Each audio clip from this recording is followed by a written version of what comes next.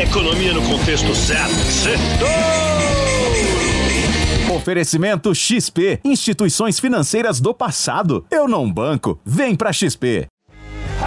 Boa noite, ouvintes da Jovem Pan Brasil! Bem-vindos a mais um Sextou, resumo da semana econômica no contexto certo. E essa semana serviu para lembrar a gente que hoje em dia os investidores se apegam a qualquer coisa para se animarem. Não precisa de muito não, mas também esquecem rapidinho do bom humor. Rumores de que a PEC da transição poderia trazer menos gastos públicos, abaixo dos 200 bilhões originais, né, por pressão do Congresso, animou a bolsa no começo da semana.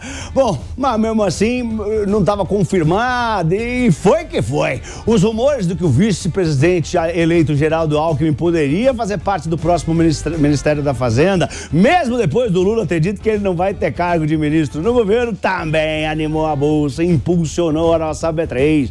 O presidente do Banco Central americano, Jerome Powell, falou e o mercado focou no que queria ouvir. Isso também jogou as bolsas americanas para cima. Na China, a mesma coisa. De repente, aumentaram as apostas de que o país possa reabrir a economia de vez, mesmo com sinais de que isso vai ser muito difícil de acontecer, mas o mercado queria alta na bolsa.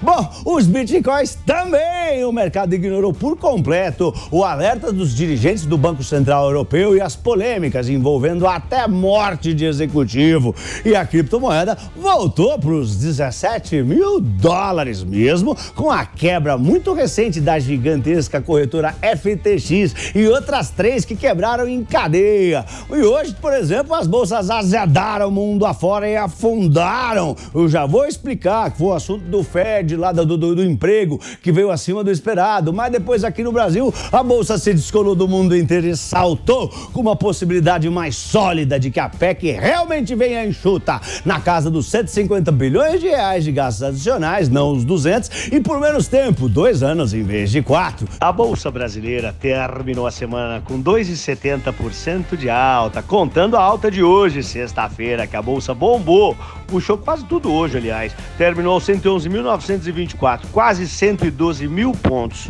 O dólar caiu 3,30% e terminou a semana cotado aos R$ 5,22.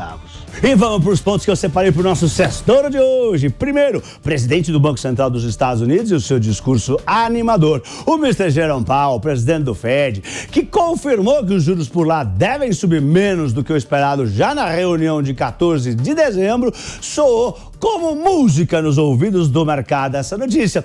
Todo mundo sabe, se os juros não sobem, quem sobe é a bolsa. E a bolsa subiu por lá depois disso. Vale notar que ele também falou que os juros podem ficar altos por mais tempo, mas ninguém deu importância. O mercado queria ficar animado. Quer dizer, não tinham dado, né? Hoje, depois, né, o mercado teve um choque de realidade, um balde de água fria e azedou. Azedou geral lá nos Estados Unidos. Assim que saiu o payroll, né, que é o CAGED americano, são os dados do emprego do cidadão urbano americano, que veio mais forte do que o esperado, o mercado azedou. Foram criados mais vagas de emprego nos Estados Unidos do que o pessoal achava que ia ser criado em novembro. Foram contratados 263 mil americanos em novembro, em vez de 200 mil esperado.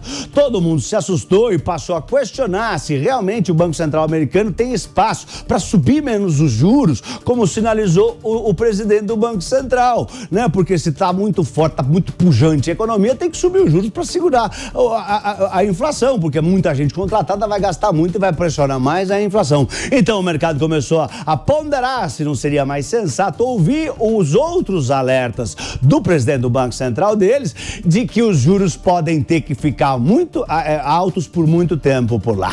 Segundo ponto do nosso Sextou de hoje, China, protestos e a política de Covid-0. A China tem tido protestos sem parar. Teve no final de semana, teve na quarta-feira. A população está com raiva das restrições por conta do Covid. Teve um incêndio lá, que as pessoas estavam presas porque tinham blindado as portas para ninguém sair por causa de Covid e morreram 10 pessoas num prédio. Foi o gatilho para as manifestações no final de semana passado.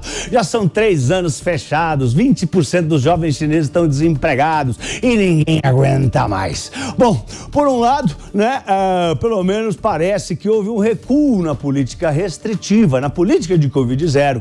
Lá na China, né, como o presidente Xi Jinping, ele enxerga como um recuo, como se ele tivesse fracassado caso ele recuasse, mas depois de tantos protestos intensos, né, parece que ele ouviu, saíram relatos aí, declarações, inclusive, de que eles, pelo menos esses relatos fizeram o mercado ter fé de que a reabertura chinesa pode estar se aproximando.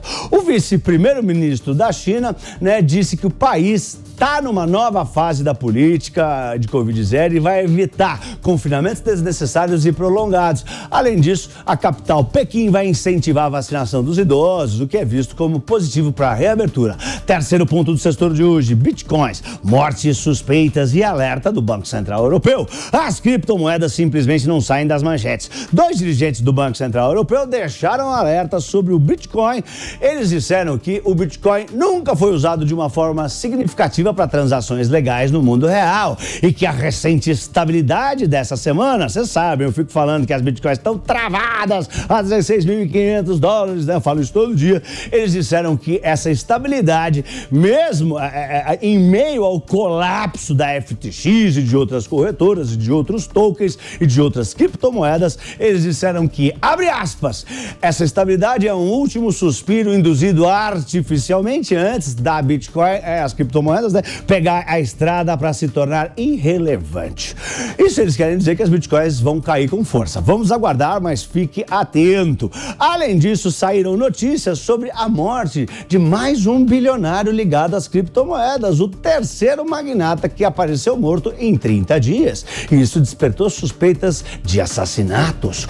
O helicóptero que ele estava usando caiu nos Alpes franceses. Um outro bilionário morreu inesperadamente durante o sono e um outro bilionário russo das criptomoedas apareceu morto no mar. Xiii! E a dica do fim de semana é: assista ao super filme de cinema Ai Que Tudo ou Nada, que eu participo. Foi um sucesso de bilheteria, né, nos cinemas, mas saiu de cartaz. E agora você pode ver na Netflix. Se você se interessa pelo mercado, vai adorar a história de ascensão e queda do império de Ike Batista, que chegou a ser o 7º homem mais rico do mundo. O filme é eletrizante e vai te surpreender. Não perca, assista esse fim de semana no Netflix. Ai Que Tudo ou Nada. E pra semana que vem a gente vai ter decisão de juros aqui no Brasil, Copom, quarta-feira. Jogo das oitavas do Brasil na segunda. Votação da PEC da transição. Além de dados da inflação nos Estados Unidos e na China. Eu sou Pablo. Boa noite e um lindo fim de semana em família. Vai, Torinho! Vai, Torinho! Valeu!